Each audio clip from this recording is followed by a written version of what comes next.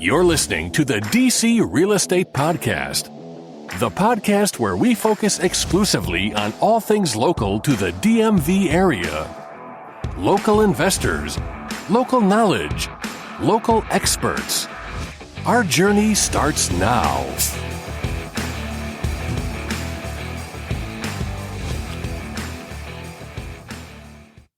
Hey, welcome to this week's episode of the DC Real Estate Podcast. My name is Russell Brazil. I am an associate broker with Arlo Real Estate. And this week we got Marc Maloof back and we got Jack Seiden of DMV Flippers back. And we've got a bunch of great topics. So first thing we're going to be talking about is right up in me and Jack's wheelhouse is talking about Zillow getting out of the flipping game. I'm so utterly happy to see that fail because it was a ridiculous model and we can get into why, but it was, as someone who does this for a living, it was so I would love to be backed by billions of dollars and then just get to lose money on every flip. Unfortunately, when I lose money, I don't get VC backed. Yeah. So I think in the first year of their venture, they lost something like $350 million. The second year they did a little bit better, losing about $150 million. And they made it up on volume, Russell. Yeah. And then halfway through this year, they had lost over $500 million. It's crazy. And, Marc was asked, we were talking about a little bit before Marc got here, and Marc had asked a little bit about what Zillow was doing. So that's a good question. How is the CEO not fired? By the way, how was he not fired? Well, I'm just trying to figure out what exactly they planned on doing, right? Because I understand the idea. I guess I understand the idea that Zillow was trying to go for. We've had the Zestimate out for years and years and years, which, those of us in the business have known has always been wildly inaccurate. And so I understand, I guess, their idea of trying to make offers based on an algorithm. But at some point, you've got to have humans involved. You've got to have somebody managing contractors. You've got to have somebody selling the properties. And so I guess I just don't understand where they thought that this was a wise idea, because we know that money's made on the buy side. Yes. So I actually read a whole article about this last night, ironically. So I think there was a couple things that were going on. So first of all, supposedly in the first quarter of 2020, they were making too much money on their houses. Their algorithm was wrong on the other side. But I think because there was a whole article in the Wall Street Journal, maybe we can put it in show notes or something. Is that a thing, making too much money? Well, it proved their algorithm wasn't working correctly. It was off. But they weren't buying enough houses at the time, because if you're making, then you want to have more volume. And I read one of the things they ran into that I think was just reported yesterday was that their algorithm actually may have been somewhat accurate, but that the executives wanted to catch up with Open Door, who's another competitor, and they were actually overpaying for houses by up to 7% and overriding their algorithm. And they actually knew that their algorithm was telling them not to pay that much, and they got caught in a changing market. Because as we'll talk about later, the market has definitely cooled since spring, and they had only paid, so they were actually overriding their own algorithm at a certain point. And that sounds like they were doing not great, but survivable losses, I guess, at the beginning of the first quarter. And by the time when the algorithm showed they were making too much money, they kind of screwed it up. And then the other thing they did, they're kind of I think, there's always that idiot on Bigger Pockets who's like, I want to invest out of state. Yeah. Except this idiot had billions of dollars. And so what they I think failed to understand, and it's going to be a problem with any of these investors who try to do this. You have to have boots on the ground. You have to have contractors lined up, subcontractors lined up. They didn't have any team. They were buying these houses with no way to turn them, especially in how hot the market was. But you've known for years, Marc. You're in the contract business. Even before this run up, it's always hard to get work. And the idea they were going to do this without the boots on the ground, it was just a ridiculous strategy on so many levels. Yeah. One thing that really sticks out to me is trying to rely on an algorithm to come up with the price of the house. When you and me are looking at a flip, we talk about what we should be paying for that flip and what we think the sales cost will be on the back end. And we spend a good amount of time having these conversations and talking about, if we're targeting a certain price point, say $725 on the sale, not only are we looking at that neighborhood, we're looking at available other sales in other peripheral neighborhoods, right, to compare. And so we're spending a lot of time doing this. And we're both experts at this and still spending a lot of time discussing it. There's no way that a simple algorithm can price this in instantaneous fashion. Well, it goes beyond that too, right? It's that we always talk about ranges, right? We don't have a number that we're going to get out. We say 7 to 725. They might be 20, 30, even 40 grand ranges, which on any one deal, especially with the margins that we have, is fine. We have very high margins, and even if we were to lose 20 or 30 grand, we'd be okay. But when you scale that up, if you're off, they didn't have, I don't think, very big margins. So if you're off 20 grand times 10,000 houses, that's how you start losing. Yeah, I mean, a really good example is the house that we flipped on W Street Northeast in DC. This particular house was on one street that was uniquely different from the rest of the neighborhood. And so it was going to get a $30,000, $40,000, $50,000 premium, right? Yeah. Against every other street in that neighborhood, right? And that's just something an algorithm was not going to be able to figure out when it's comparing it to other sales. That was one of my favorite stories. Russell, after we closed the deal, one of our mutual friends who we won't name, had messaged Russell, like, you overpaid for the house. There's no way. We're like, no, we're going to. Because that friend did not understand the distinction of that street being different. So the houses on the street had a particularly mid-century modern flair. No houses across from it. No houses across from it. And backyards that were, 2-3 times larger than what we typically find in this part of the city. So all of those things combined made it a much more desirable street than just the next street over. Now, do you think, because I think this is the model, I was actually texting with a different friend about this last night. I think there is some model in which a company like Zillow, Opendoor, venture capital, or, backed with a lot of money, partners with local people on the ground, me or you, someone like that, who kind of backs them up with money and cash. Like, you can imagine a scenario, I'm making this up, like we're making $100,000 in this flip, right? Where Zillow had come in and said, okay, let's find more of these. We'll back you up with cash. But I think there is a model where capital and tech comes in, but it's going to have to be partnered with boots on the ground. Yeah. I mean, local knowledge, local expertise is what really drives real estate in almost any fashion. So you just have to drill down to who those local experts are. I could see that. I don't know if Zillow is going to come back into this arena. I think Zillow makes probably not. Yeah, I think Zillow makes a ton of money doing what they're good at, and I would imagine that the shareholders are going to pressure the CEO to stay in their lane doing what they're good at. And what they're good at is selling leads to real estate. I mean, this is a lesson for any business. This just happens time and time again if you read the history of business. Businesses, when they try to diversify, it almost always goes poorly for the most part. Most businesses, do you remember there was a story about ESPN once, like one of the reasons they ran into trouble is, like, remember they had a phone, they were going to make an ESPN phone. Do you remember that? Vaguely. They had they were going to do entertainment, and it all collapsed because what they were good at was showing sports games. And I think it's a very good lesson in business in general. Stick to what you're good at. Well, the people that focus on, so I do a lot of things. I have rentals, I've done flips, but I do focus the majority of my time towards real estate sales, and I'm really good at it. And when I was diversified doing 10 different things, I wasn't as successful as when I nailed down and was like, I'm just going to focus on the sales. Hey, shots fired, Russell. So do you think there is, what is your... Marc can't decide what he wants to do. He likes to do those 10 different things. I love to do 10 different things. I'm all about that. I'm easily bored. Business ADHD. Yeah. That's a great quote. Yeah. So do you think what do you think the future of the iBuying thing is? You think they're all going to fail? Some of them will be successful? I think Opendoor, for whatever reason, seems to be doing it better than Zillow did, right? But I think... For now. I think Opendoor is buying in markets where they're going into, say, a Scottsdale, Arizona, where there is a subdivision of 3,000 homes that only have, say, 2 or 3 different models, and they're all virtually the same, right? Yeah.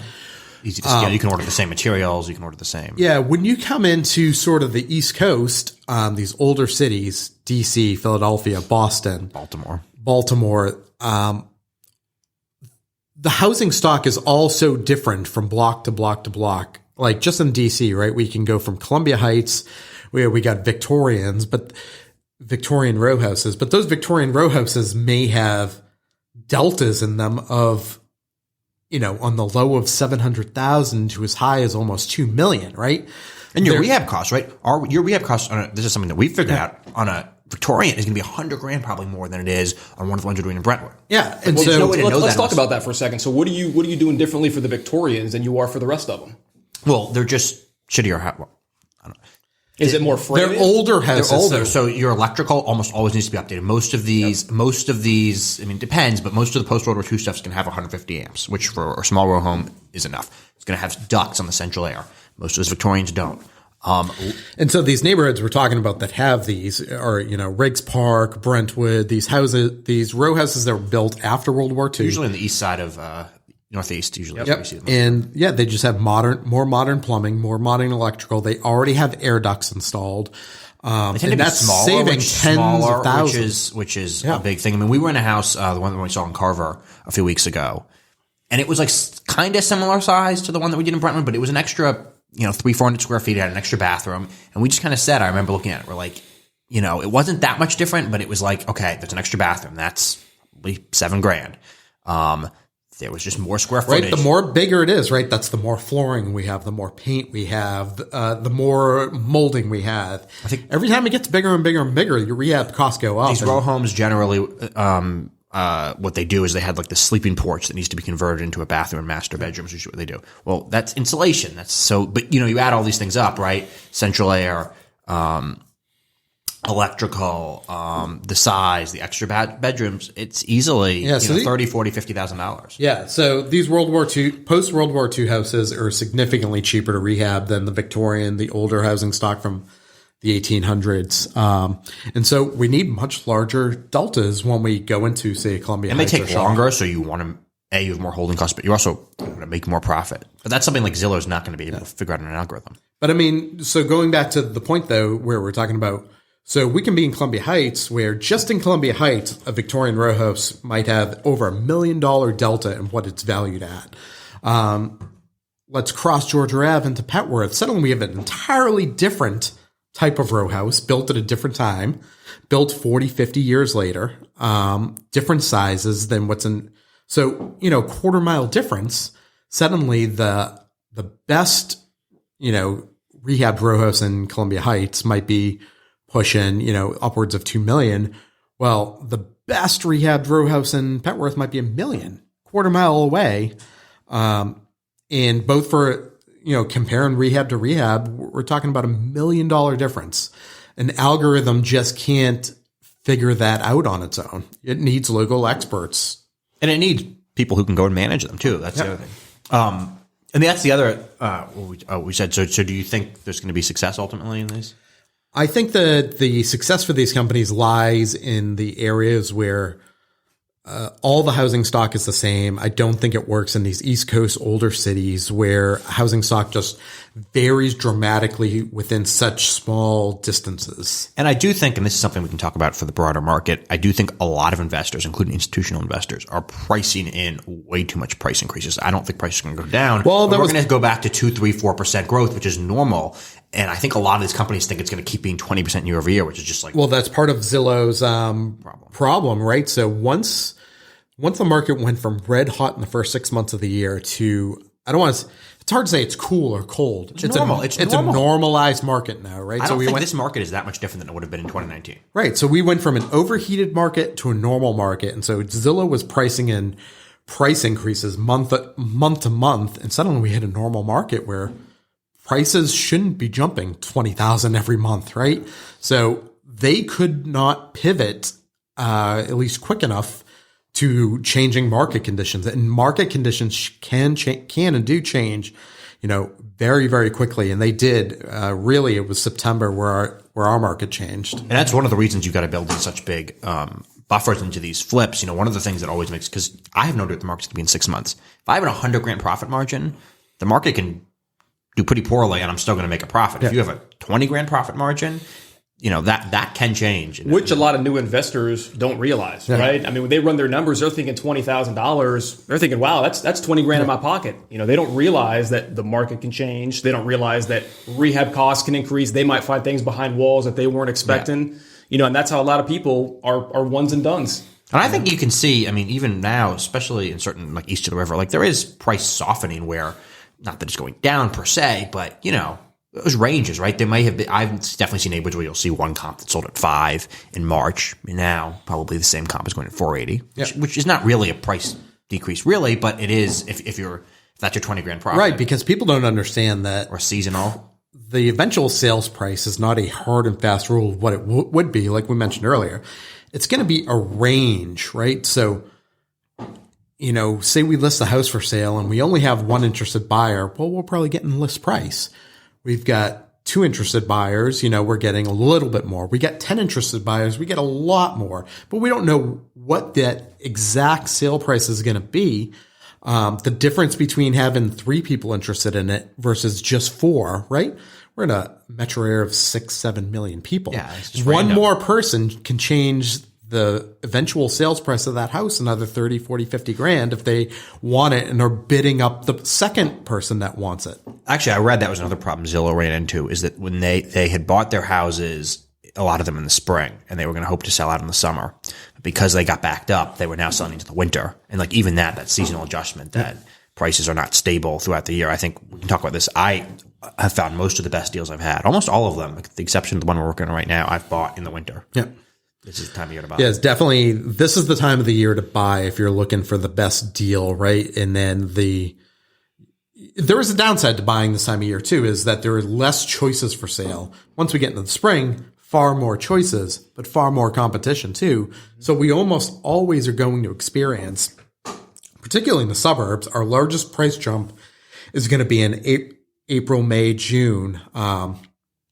And then it'll be the next April, May, June where it jumps another 20 grand. And then the year after that, this last couple of years has been a little weird because April, May, June essentially extended from, the whole 12 months of the year. Like the last 2 years, basically. Yeah. No. But now we're back to a little bit of a normalized market. The market is, I don't want to say it's cold. It's normalized, right? There's less buyers out there during the winter right now.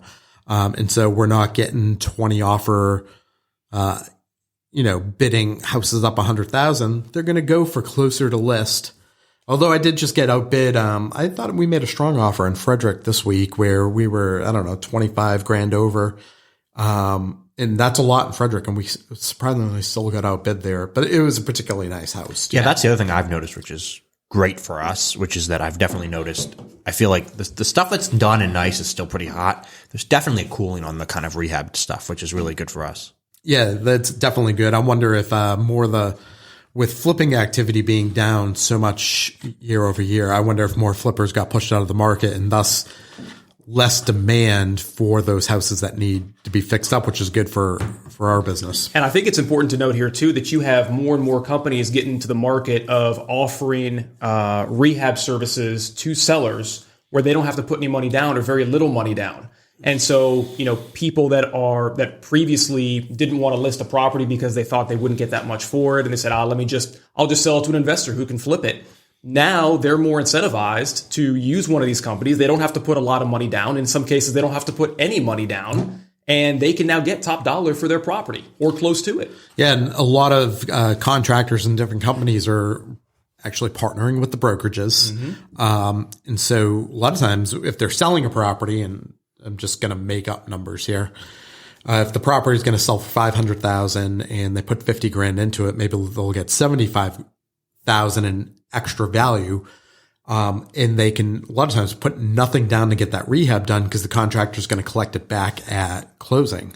So that has been an interesting, people have been doing that for 5, 6, 7 years, but I think it's really starting to become much more popular as a few brokerages really start pushing that product. Yeah, and I think more contractors are offering that service now, maybe trying to partner with not just, one real estate agent, as I've seen at least in the last several years, but now trying to offer that directly to homeowners. Yep. And I think that partnership is making it so that there's less inventory out there for flippers to purchase. Yep. The house is getting fixed before they ever hit the market as a crappy house. Exactly.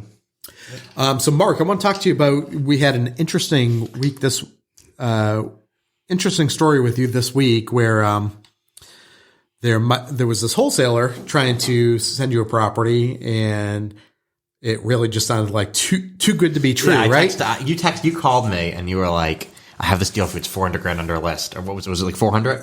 It was roughly 400, a little bit more than 400 under a list. And I did preface it by telling you, I'm pretty sure this is not legit. Oh, I knew that. I said, but I won't even bother looking into it if you're not interested. But you said you were interested, and so I looked a little bit deeper into it. And so I'll give you guys the rundown of what happened. So I had a wholesaler reach out to me, and he said, hey, I understand that you buy condos in D.C., and that, happens to be my bread and butter. And so he said, look, I've got this this property. It's we're asking this much for it. It's quite a bit. We can talk actual numbers. Okay. Let's just not talk the address or the individuals involved. Okay, fair. So it was listed on the market for a little under 900,000. They were asking 675. He said that it was a listed property. He was upfront about that. He said, we have it under contract. And he said, we're asking 675. Was that we're part direct true? to seller. The 675 part, was that true? I don't know. I don't know because they blocked It's out. not true. Okay. Okay.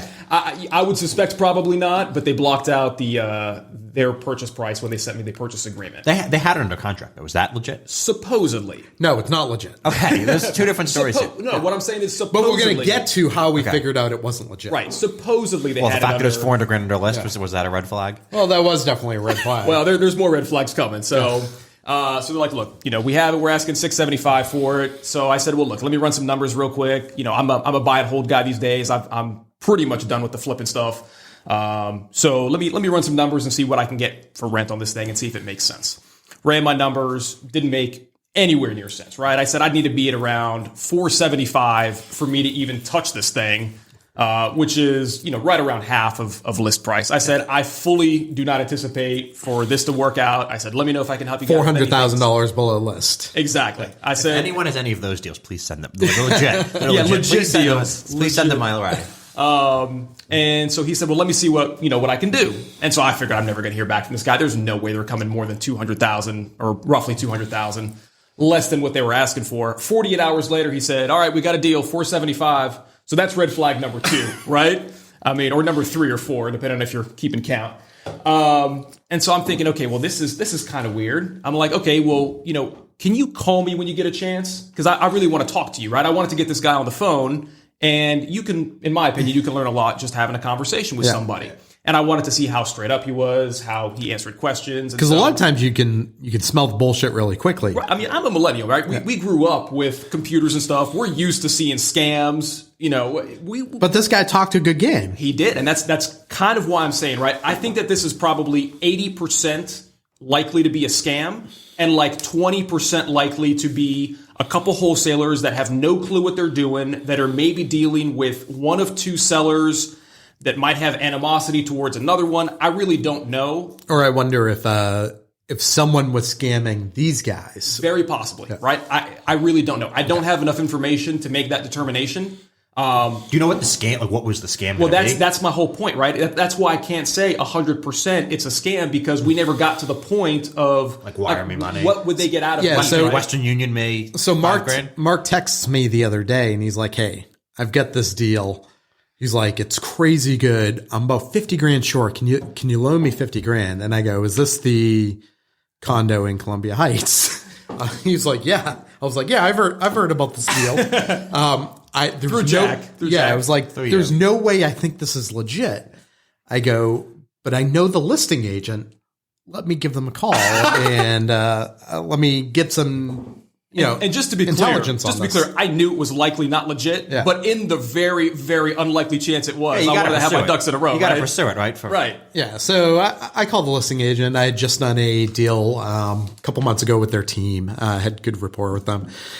And I was like, "Hey, I know this is 99% probably not legit. I know you would not sell let a property of yours get under contract for this lower number."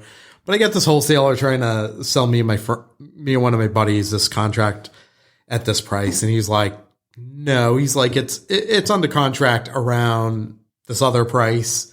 He's like, "The buyer's agent is so and so; they're very reputable." He's like, "There's no way." He's like, you're 100% being. And just to be clear, you're getting this inside information because you have a relationship with this guy. A lot of times this is not information that is shared between agents and. Right. I just had I have good rapport with him, and he knows you're a trustworthy guy, and so he's okay opening up a little bit about his deal. Yeah, he obviously didn't. And he didn't reveal. Yeah, he didn't reveal anything that was confidential by any means. Right. Just that the price we were talking about was nowhere near this. Here's the buyer's agent. Super legit people. No one's shady involved here. I was like, thanks. I figured this was, I just had to do my due diligence.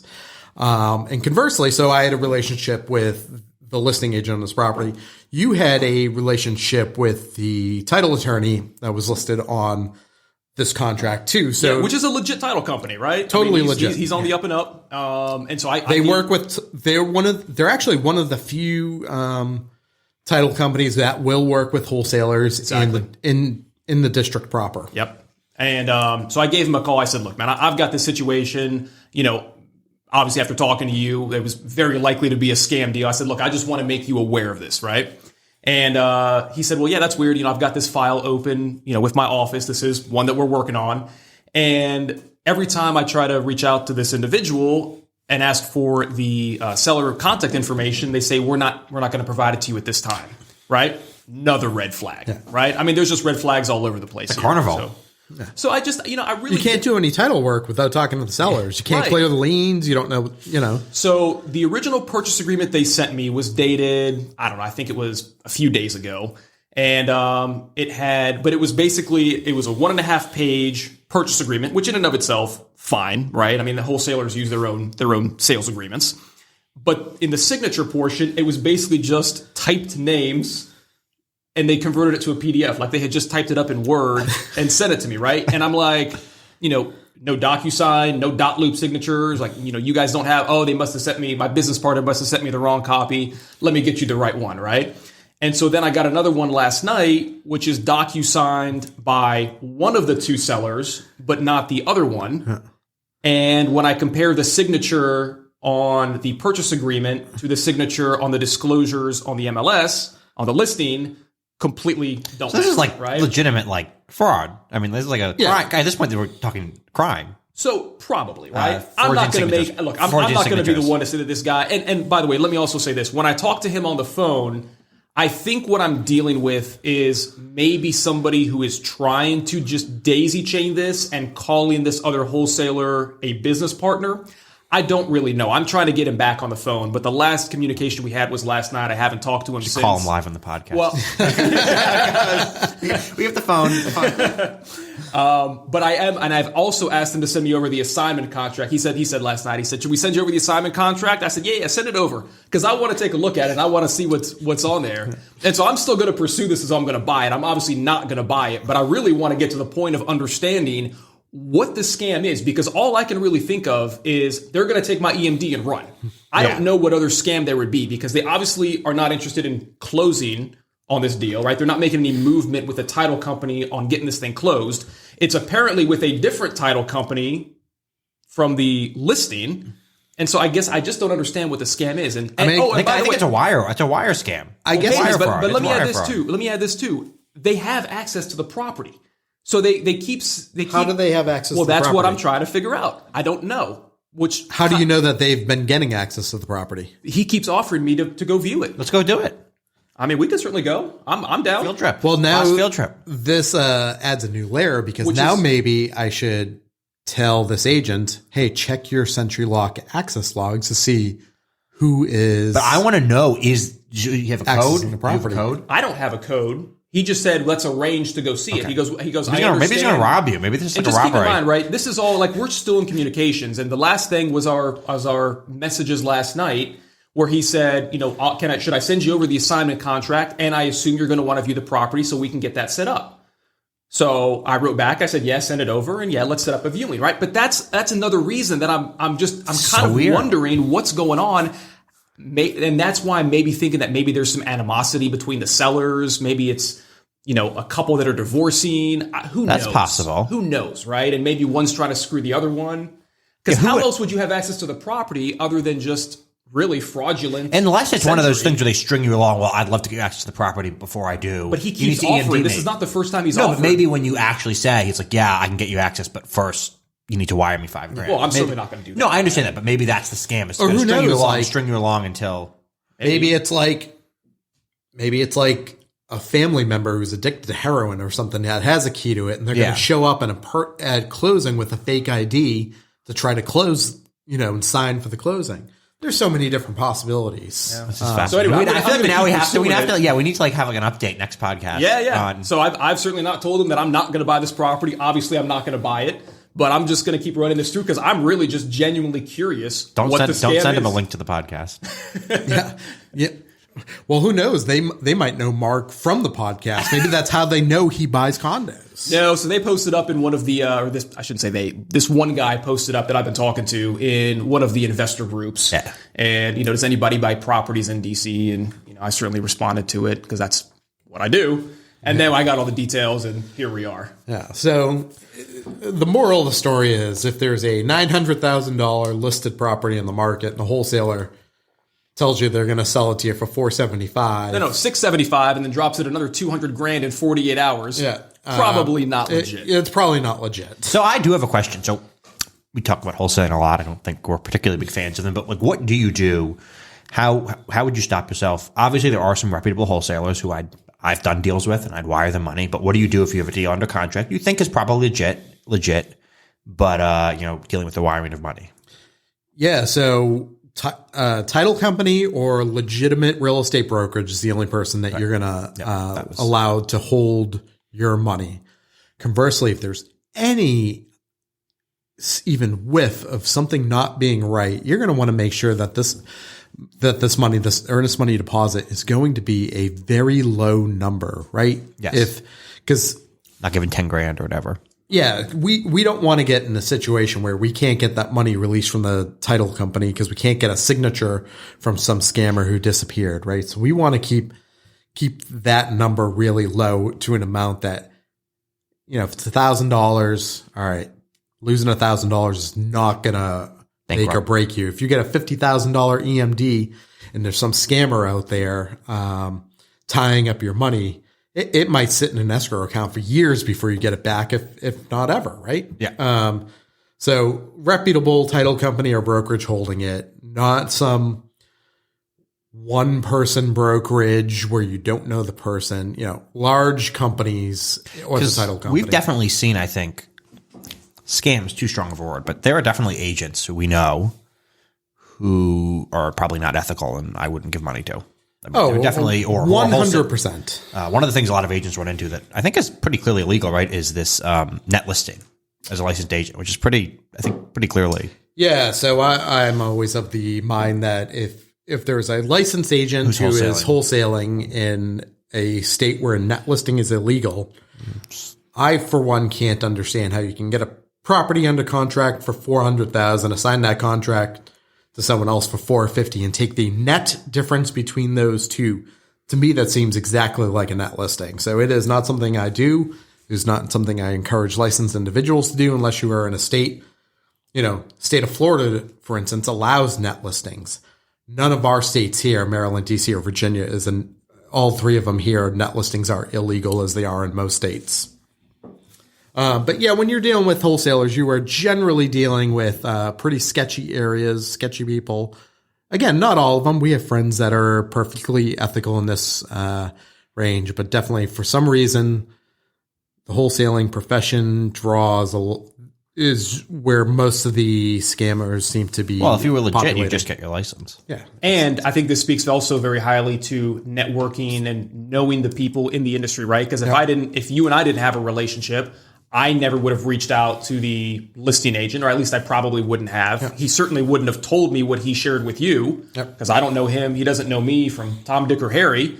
If I didn't have a relationship with the owner of the title company, then I wouldn't have been able really to get any information. Yeah, so the more and more people you know and who those people are, right? Are your friends connected to other real estate professionals? Really allows you to weed out anything that doesn't seem right. And I feel like at a certain point, like you also know, I'm going to say this, obviously we don't know everyone, but you start to have, the people in the investment game. So there's wholesalers I know who I would trust, there's wholesalers who I wouldn't, there's agents. And so you kind of know if someone's outside of that kind of group of people that you're aware of, then that also throws and red the flags. Names of these sketchy people, especially if they're doing a lot of business, we know they get around. We know there are people who we know. Yeah, there are people I would not hand a dime to. There's someone I really want to shame on this podcast, but let's not do that. I know. But the names of those sketchy people, if they're doing a lot of deals, are going to get around. And I will give a shout out to, I'm not affiliated with these groups in any way, shape, or form other than being a member, but there's a couple Facebook groups. One is the, I think it's called REI censored blacklist, and another is called, I think, REI censored blacklist. Be cautious of these people. So there are groups out there where you can. I think they're national groups. They're not focused just on our area, but anybody can post. There is a local group of ours that has become. I think you've seen it, very dramatic. There's been a lot of what do they call it? A lot of drama going on in that group. But and it's very interesting to me. I think we're talking about the same group, but it's very interesting to me how some people respond to accusations. And to me, that says a lot. Yeah. It's just so childish, though, the whole thing. On everyone involved, it's... But I also appreciate people putting that out there because I want to know who even has these accusations against them. But I do love when I see a wholesaler complaining that someone else is trying to snake their deal. And I always think of all the snakes. I always think of that Spider-Man meme where there's multiple Spider-Mans pointing at each other. It's like the pot calling the kettle black. Yeah. But there are definitely some reputable wholesalers, right? Absolutely. For sure. I just bought one from a wholesaler who's pretty reputable. That's the deal that we have. But they are few and far between, at least in my opinion. Yeah, I bet. Just do your homework. My guess is there's less than 10 I probably trust in them. There's probably less than 5 I would wire money to without really asking that many questions. Yeah. All right, so I have a question. Yeah, so next topic of discussion here is... This is a good problem to have, I think. Yeah, Jack has this flip going on in Brentwood. Awesome property. It's on 13th Place Northeast. We're trying to decide, should he go through and flip it as expected? And we'll go through some numbers here. Or should he keep it as a rental and do a BRRRR on it? BRRRR. And for those of you that don't know what BRRRR is, so BRRRR is an acronym that stands for buy, rehab, rent, refinance, repeat. So, right, we're going to buy a property. We're going to spend a lot of money value adding and rehabbing it. We're going to throw renters in there. Then we're going to do cash out refinance to try to pull it as much of our money back out of the property on the back end. But what makes this property quite interesting is a BRRRR. BRRRRing can be good, but you usually get maybe, if it's 20% down payment, you're getting at best 10% equity. It's basically impossible to pull all of your money out in a BRRRR. And if you do that, you're probably losing money on a rent. It's very hard to pull out. I think of most houses we would do, maybe I'm thinking like Fort Totten, Riggs Park area. Maybe you're buying at $450. You're in for $6. It's worth $7. So you've created some equity. You've created that $100,000 delta, but you're still coming out probably easily 70, 80 grand in cash. But this deal, we could pull, I think, almost all, if not every dime of our money out and break even on the rent, which makes it incredibly tempting. And own an asset in appreciating neighborhood where there's a lot of development over in this neighborhood and in the peripheral neighborhoods. It's a location where you might want to look to buy a rental anyways. Yeah, so I don't know if people are familiar there, that public housing complex, Brookland Manor, I think it's slated to be torn down and then they're going to rebuild a mixed-use development. I think the people from Brookland Manor are going to come back in the they're doing new, mixed use with some of them market rate and some of them subsidized. But so that whole neighborhood's going to change over once that gets done. And right across the street, if we cross New York Ave from there, which this property is right off New York Ave, we get into Ivy City where there's been huge development over the last half decade. We got, the breweries over there. We got restaurants. We get the shopping. We get the Target. That neighborhood is transformed. So it is very peripheral to where there's already a lot of development going on. And I believe Douglas has some lot on 50.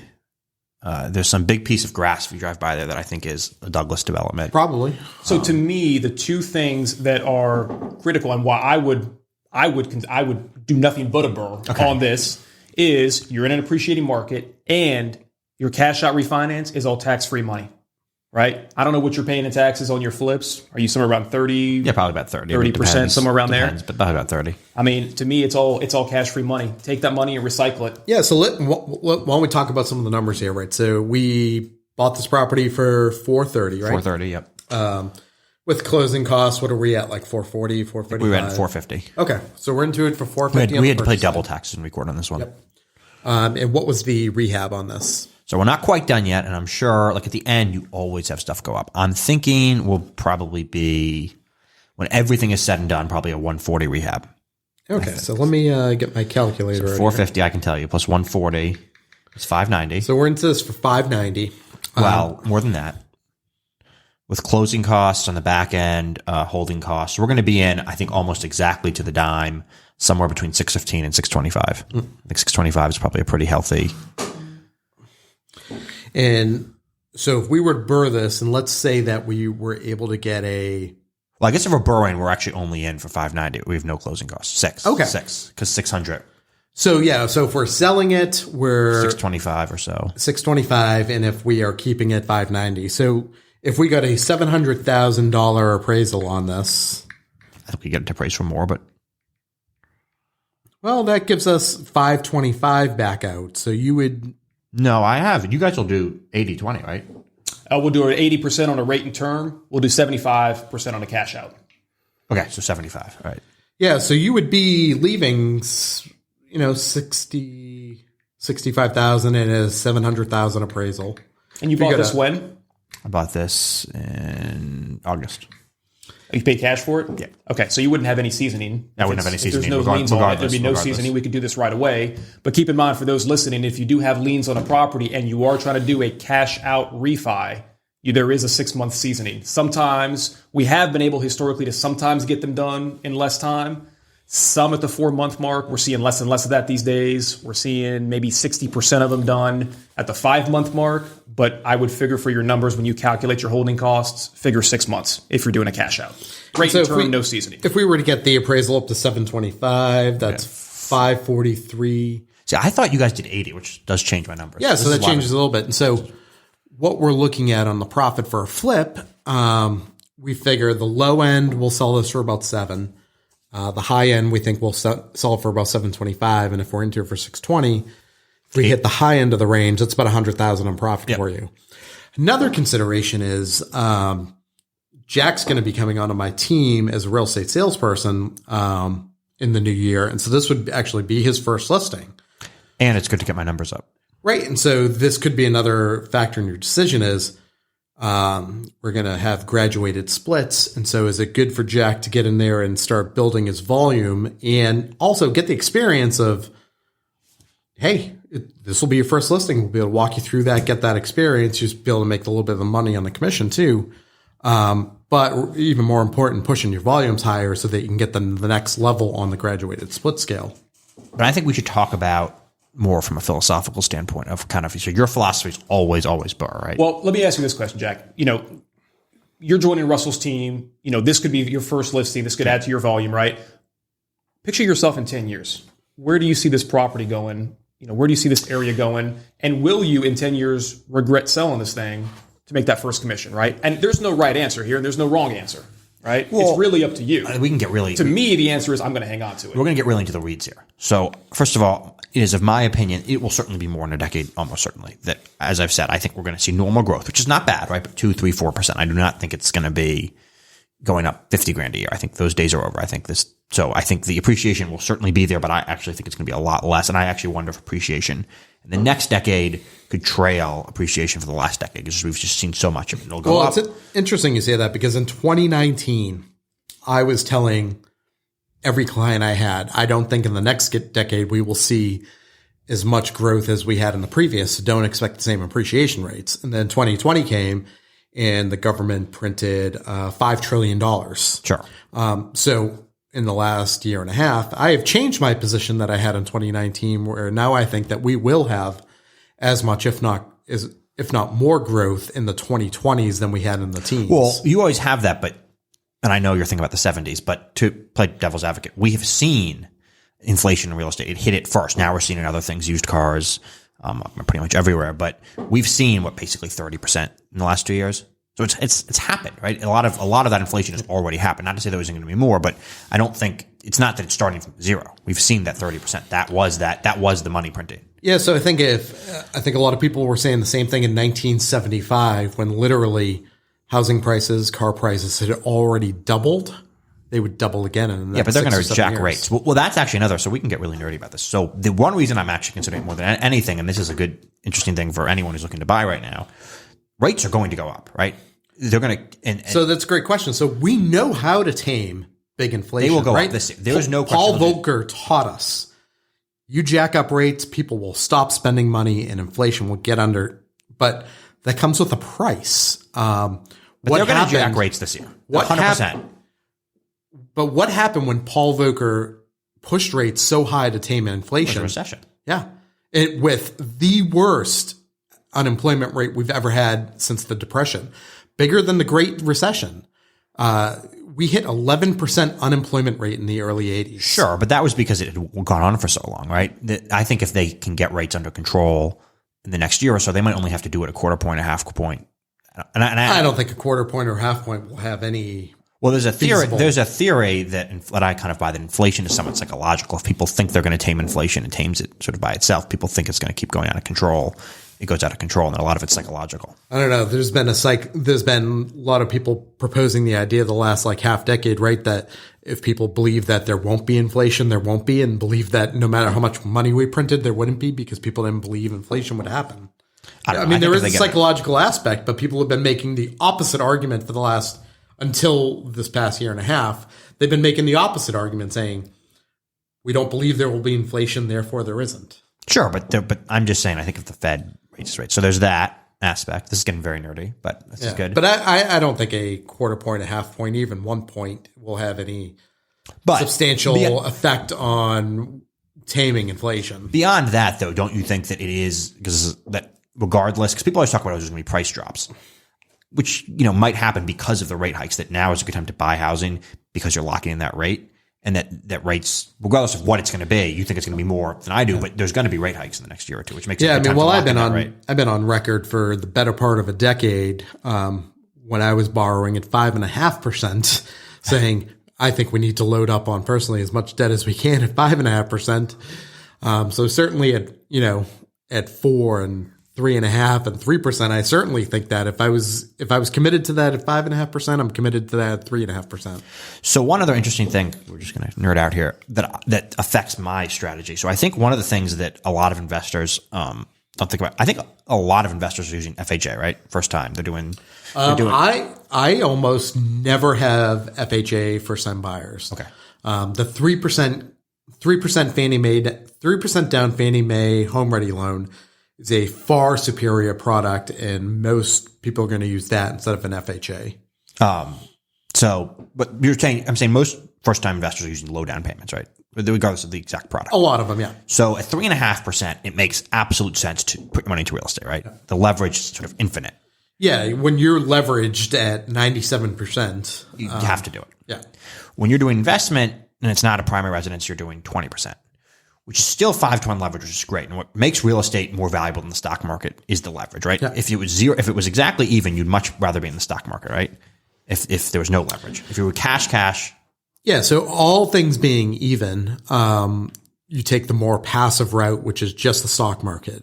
But it is the leverage aspect that creates the situation where your internal rate of return with real estate is usually going to be higher. So I always measure this when I sell a property. My internal rate of return on my own properties in the DC metro area, almost always when I sell it is when I calculate it is around 23%. I've had some, a little bit lower, some a little bit higher, but they all pool right around that. So my thought process is always, I definitely think real estate is still a much better rate of return. But once you get into these cash out refis and you're at 4-to-1 leverage, right now your leverage is starting to drop. The marginal difference is a little bit higher in the stock market, in the real estate. But the stock market starts to become very appealing once you're only leveraging 4-to-1. So one of the reasons, I'm not sure what I'm going to do, the arguments for keeping it as a flip is I can keep that $100,000, put it in an index fund. It's totally passive. It's liquid. In what return, and this is always kind of I guess a personal choice, what return premium do I need on real estate to make it worth the less liquidity? So my guess is, so where I'm usually at an 80% LTV and I'm getting a 23% IRR, 75. I'm guessing if I'm at a 75% LTV, that's probably dropping it probably somewhere around the 15-16% IRR range. Which is still substantially higher than, and without, so none is higher than the market, but you're also you're creating a situation where you were less liquid, but also a situation where you were less volatile. True.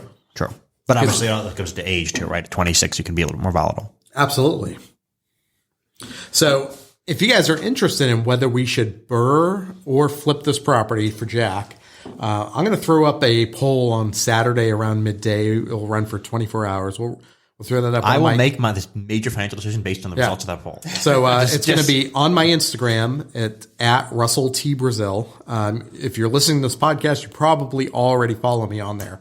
But we'll throw up this poll midday on Saturday, or run till midday on Sunday. Maybe we'll talk about it, the results of this poll. Maybe Jack will go with what you guys say, or maybe you won't. This is it. This is a major financial decision. If you guys are wrong, I'm going to blame all of our listeners. You guys I'm really curious to see where this falls. Yeah. I'm really curious. Which way? So, Mark, you're going to vote on the poll. You're going to vote for him to keep it as a BRRRR? BRRRR, 100%, and then he's going to come to me for the loan. Mark. You only get one vote. Well, one vote per account, right? It's going to be just Mark's going to spam it out.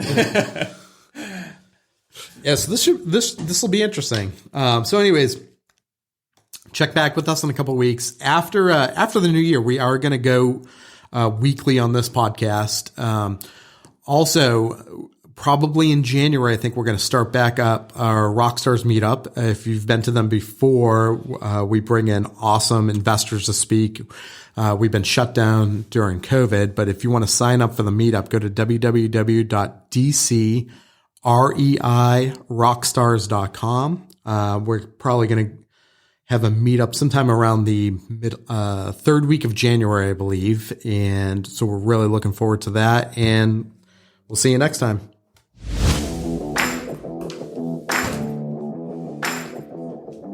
Thanks for listening to the DC Real Estate Podcast. We hope you enjoyed the show. If you want to contact the hosts, reach out to them at info@dcrealestatepodcast.com. Don't forget to subscribe, rate, and review the show wherever you access your podcasts.